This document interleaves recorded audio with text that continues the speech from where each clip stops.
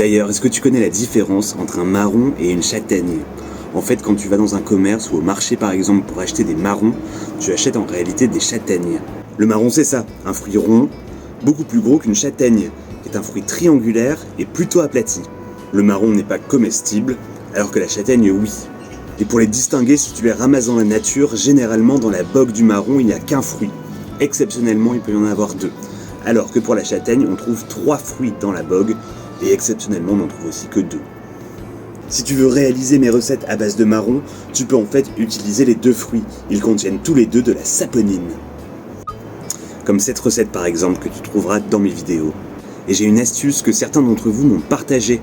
Quand j'ai fait ma vidéo répulsif à araignées, vous m'avez dit qu'en fait les marrons étaient aussi très efficaces pour éviter que les araignées ne rentrent à la maison.